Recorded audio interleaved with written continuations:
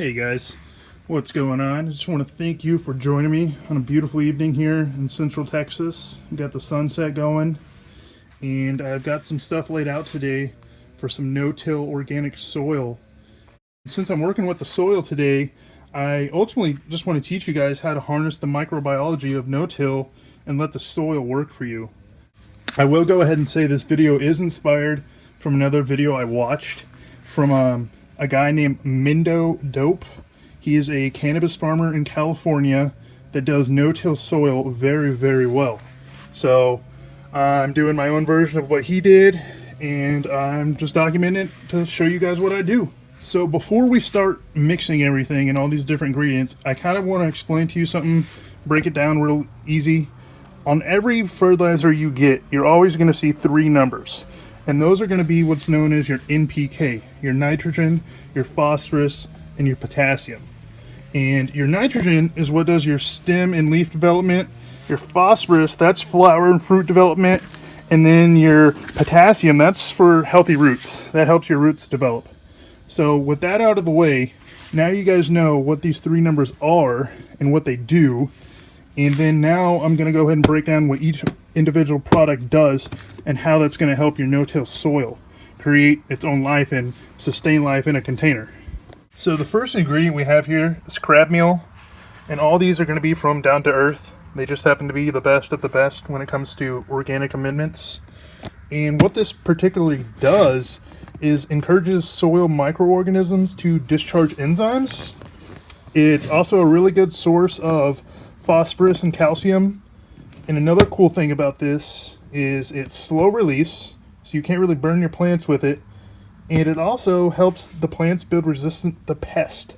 It's got some other stuff in it from the crustacean meal that it just helps ward off the pest and help them build up an immunity to them in a sense. That can kind of be a whole nother video, but that's the breakdown on crab meal. The next thing we have on the menu is kelp meal. What this is going to do is be like a natural growth hormone and great food source for all the fungi life, your mycelium, fungi, fungus, everything down in there. This is going to feed that.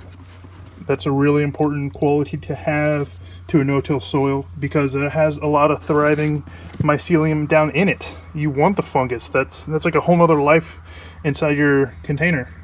Last but not least, we've got the azomite. And what this is a natural mineral from the dust of an ancient volcano in Utah. It contains more than 67 trace mineral elements and every essential micro minerals needed by plants. So the plants need a lot more than just these three numbers, and this contains that. This is just like rock dust.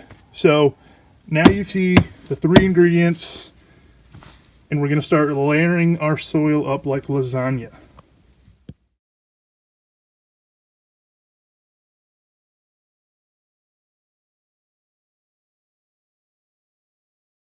Your first step is really just going to be filling your container about 3/4 of the way full with your organic compost.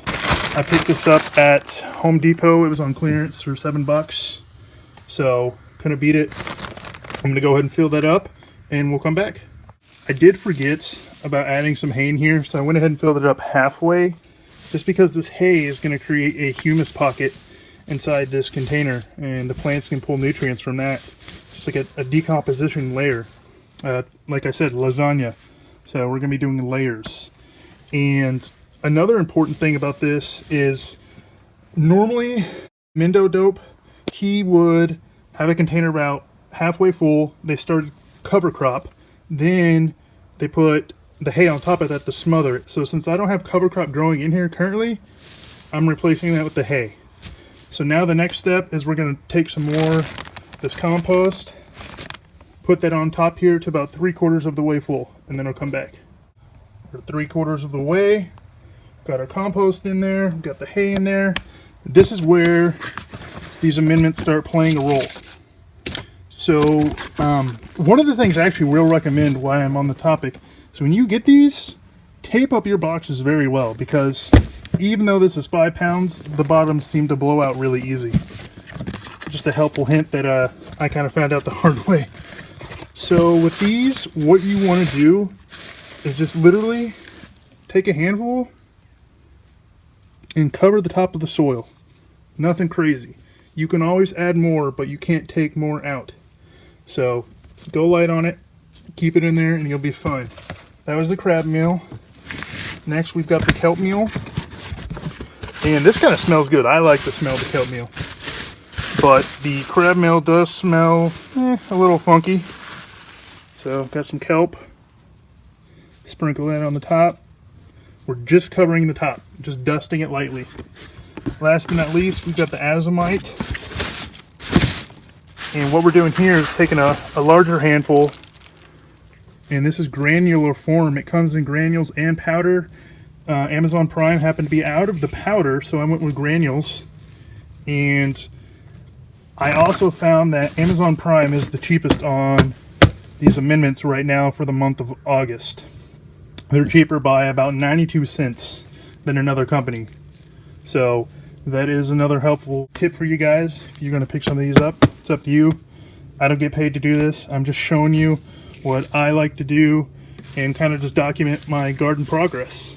So we've got all those mixed in here. Now we're just going to fingertip it. Just use the tips of your fingers to work it in, just on the top of the soil. Make sure it's all mixed in very nicely. You don't want like a pocket of just one thing. So it's mixed in now.